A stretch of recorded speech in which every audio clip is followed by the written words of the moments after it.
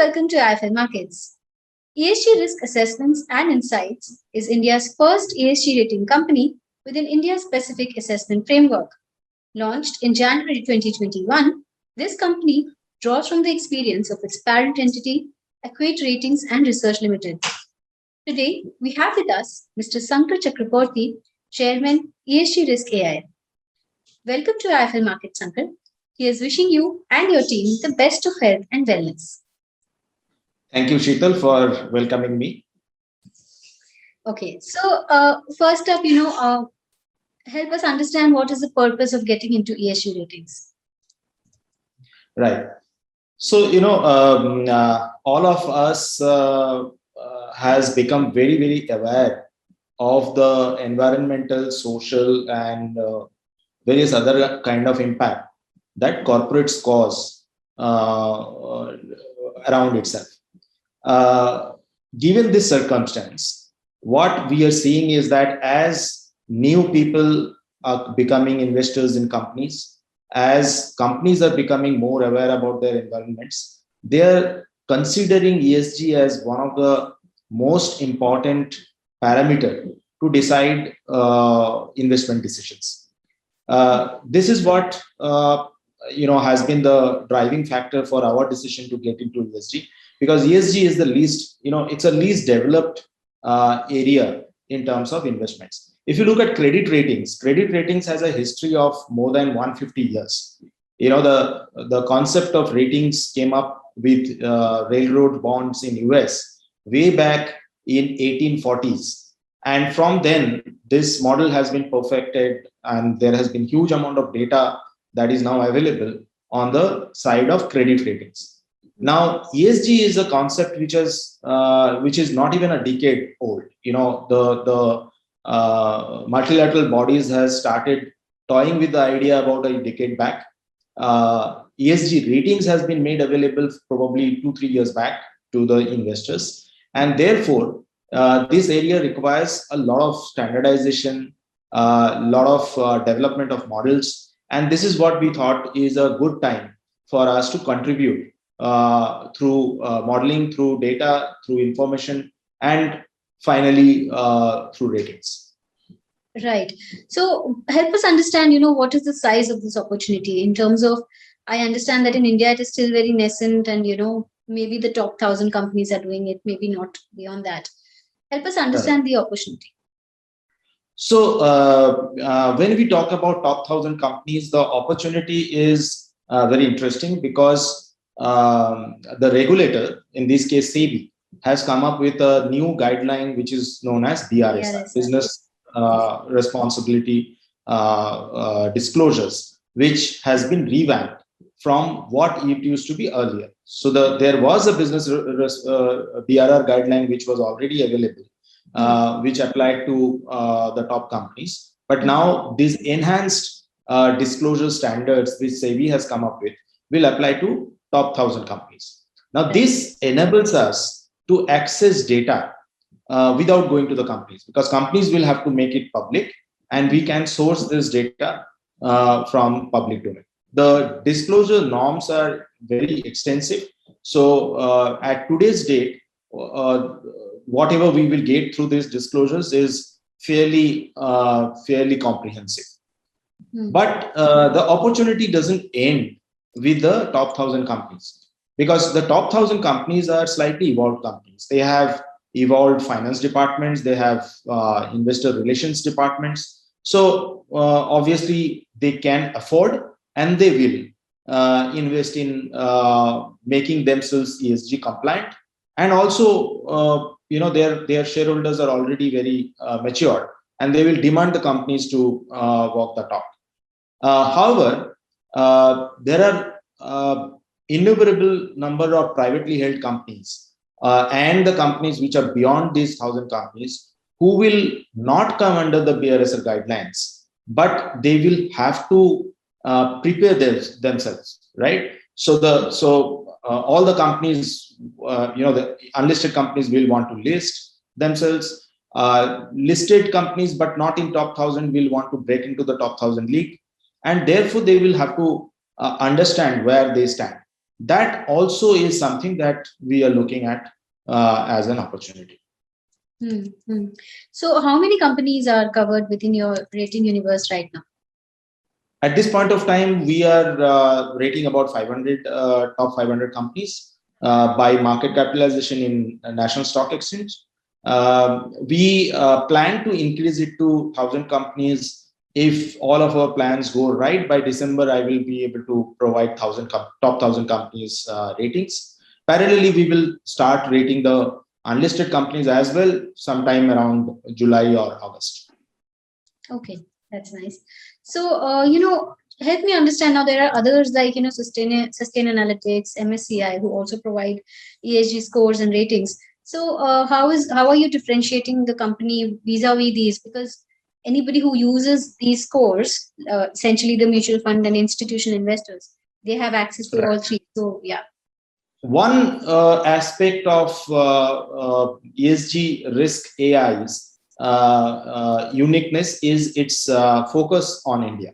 So we are right now an India-focused company. There are many rules or many practices which are very, very India-specific, and due to that, you at times when you build models, you have to build rating models which is specific to that geography. Sometimes it is specific to an instrument, sometimes it is specific to a particular sector, right? So what we have done is that we have looked at the entire rating model from a very India specific. Now, apart from that, what we are doing, which is different from maybe not the other ESG ratings providers, but the other rating providers. What we are saying is that our business model is subscriber paid business model. So a subscriber who could be an investor, who could be a company who is borrowing, or even an academic institution who could subscribe to our service. So anybody who wants to subscribe becomes a subscriber and pays for the cost of the execution of this report. So this is very different from the other rating agencies, where the rating agencies have to collect information and also charge the companies itself who they're rating. So there are these differences. Our reports are extremely comprehensive. Our data collection process is extremely comprehensive. We collect data on about 1,000 individual data points, and these constitute almost 500 odd signals or indicators, as we call it, to decide a score for each of these indicators. So, now moving on to some of the practices that India follows. When you compare them with those of global companies, and I'm saying generally on a general, observations and trends that you have seen, how do they stack up vis-a-vis some of the best disclosures that global companies are making? Where are we really? Right. Where is India Inc. there? So we undertook a study on top 50 companies and NSE Nifty companies, and we found that almost 70% of the disclosures that are required to be disclosed by these companies are already available. So 70% is good enough.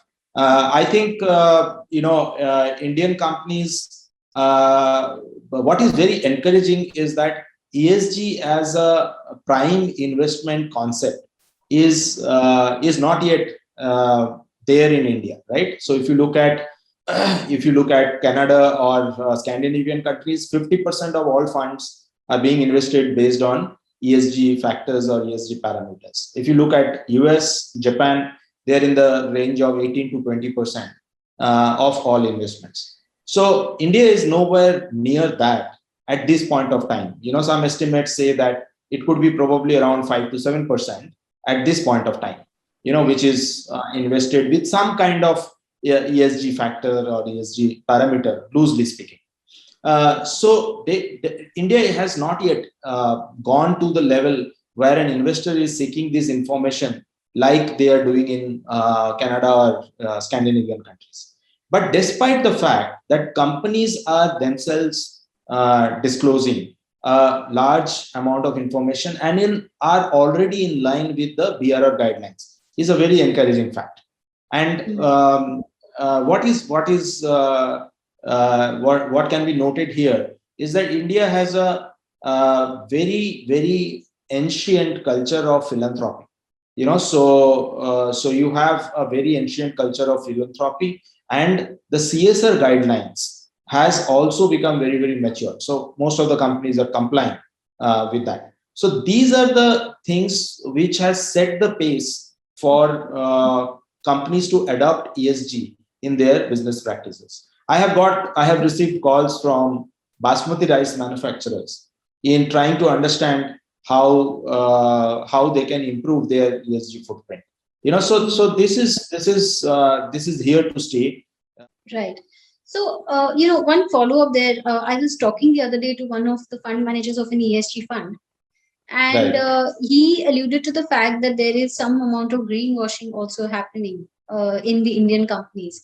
What Right. is your view on it first, and then how do you make sure that you're while rating those companies, those aspects? How do you take care of the greenwashing if you come across it? Right. So any disclosure has some amount of elements of making the data ready for public consumption. Right. So you can call it greenwashing. It can call it, when you look at credit ratings, we come across balance sheet with a lot of notes or a lot of adjustments, and then accounting policies change every year. So as a rating agency, we understand that when whatever disclosure is coming to us, it cannot be taken at face value. So there are these are big stake disclosures. A lot can go. A lot is riding on these disclosures. So companies will obviously try to be within the framework of the law. They will try to do their best to make themselves look good. So that's okay. That's not a problem. We don't rely only on the data that is provided by the companies. So when you are rating different companies, one of the factor that is very important is that the rating outcome has to be comparable across companies. So if you have to make data comparable across companies, then you have to go inside the data and sort of normalize it and common size it, so that your data can be used to ultimately derive a rating which is comparable across companies across years. So that is something that is we have that expertise, and we are confident that ratings will not suffer because of greenwashing. On the contrary, if we will be able to notice it, and we'll be able to eliminate that impact of that from the rating methodologies. So that's that. Yeah. So one question, that I have is around the retail investors. A lot of retail investors are also reading about ESG investing. They are becoming aware.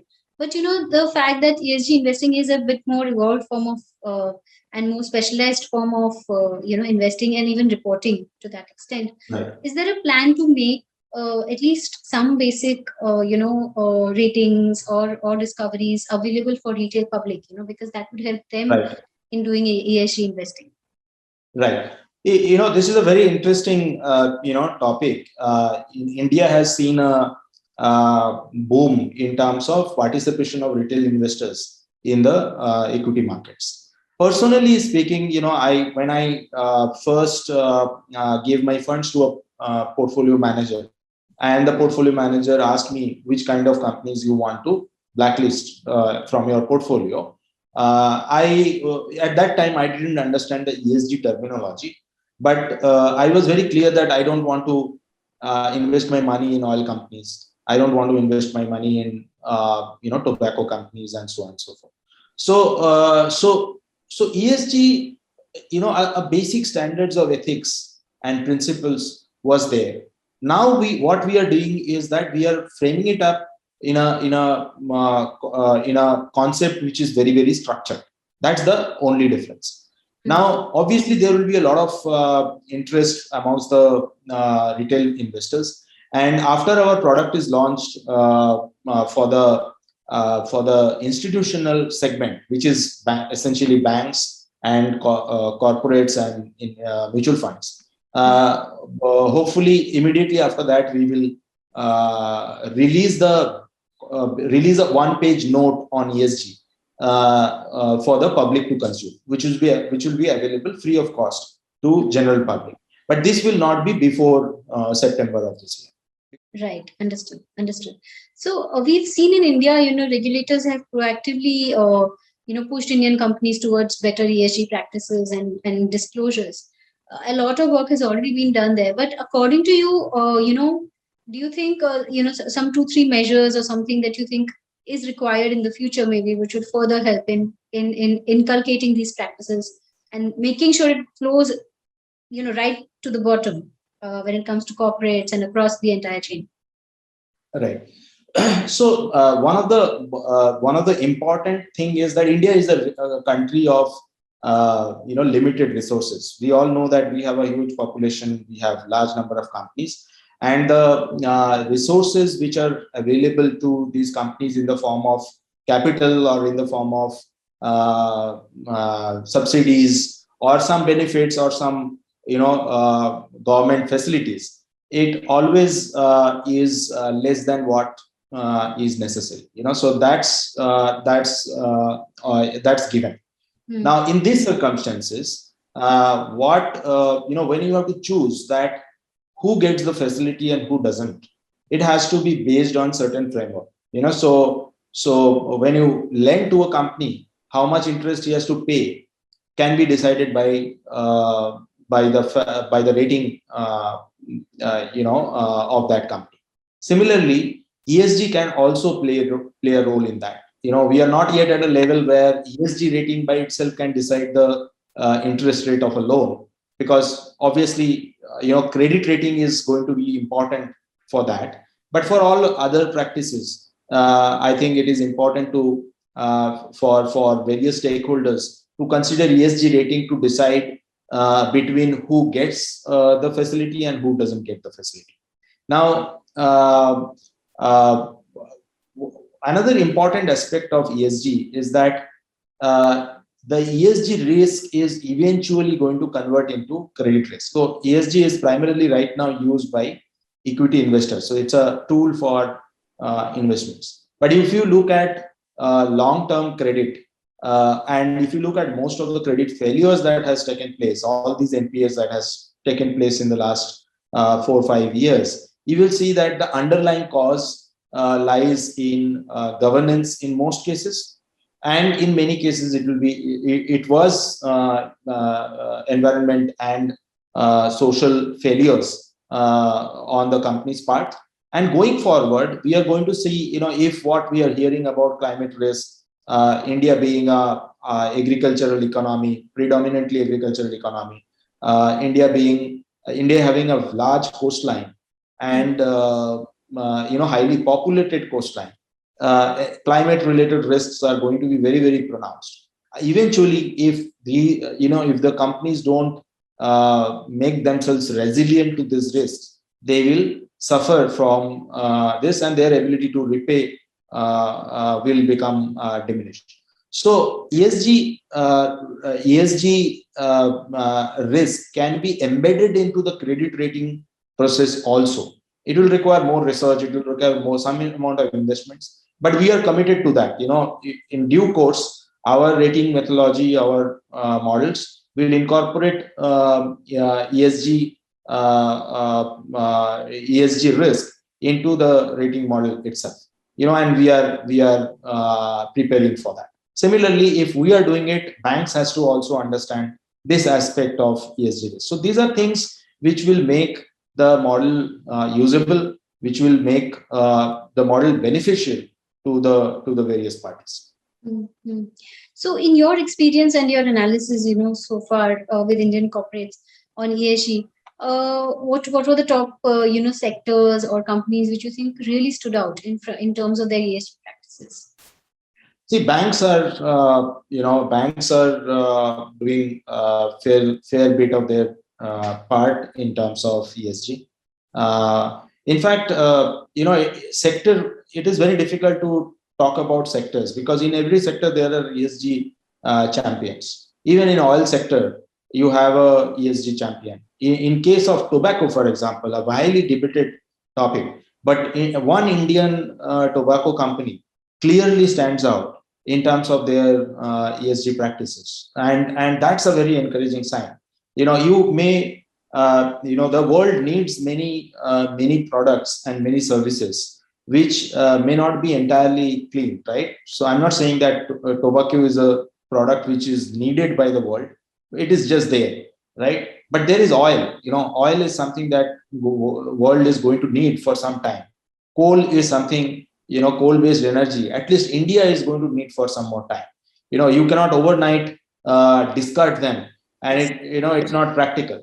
So what is very encouraging is that even these companies are coming forward and trying to prepare for better ESG performance. So it is difficult to say that this sector is good or this sector is bad, but I can say that what is encouraging about India is that there is a leader in every sector where the leader is trying to stand out in terms of ESG practices. Mm. Just to follow up to this, you mentioned that even some oil and gas companies, and even within tobacco, there are companies which are doing very well. And I understand that immediately we can't shun or discard rather the companies which are doing traditional thermal power generation or Right. coal-based resources.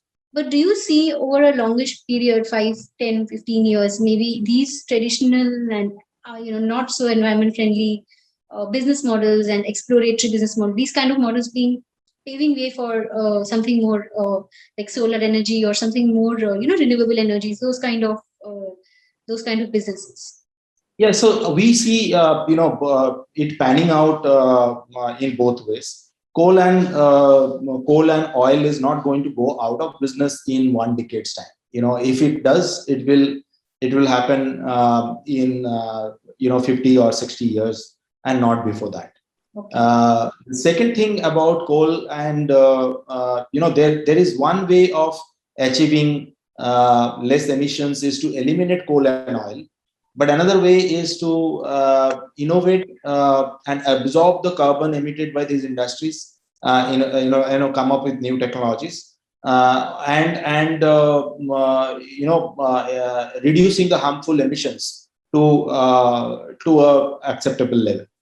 If you scientifically look at the solar is not entirely zero footprint in terms of carbon and harmful chemicals, because you have to dispose of those panels in a environmentally friendly manner. To produce silicon, you use chemicals, and you do certain amount of damage to the.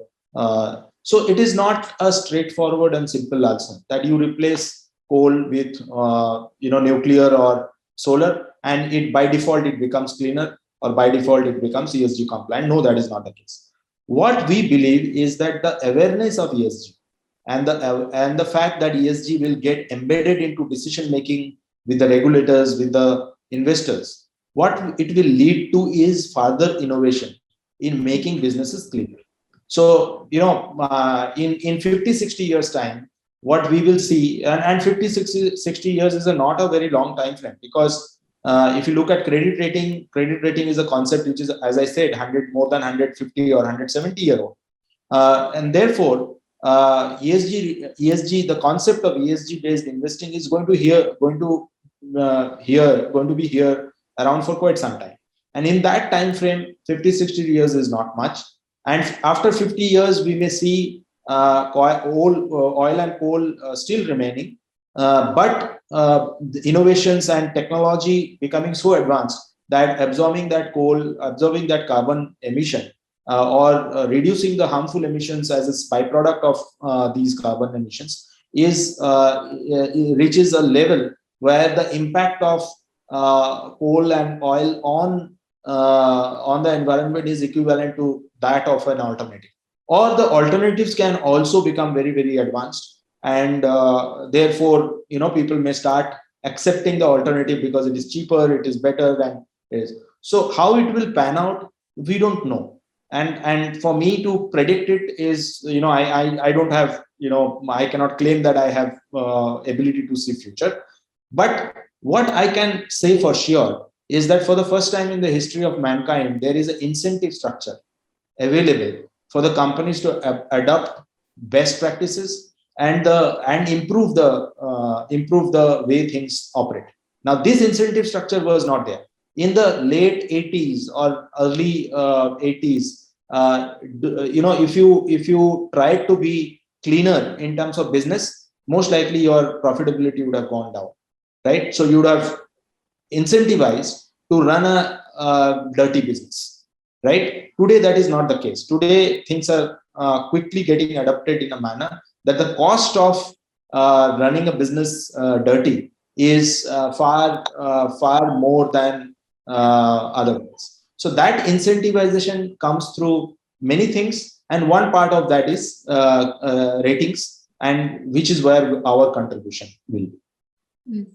Okay, thanks, Mr. Shankar, for for your time and your valuable insights. Looking forward to have you with us frequently. Thank you. Sure. Thank you, Sheetal.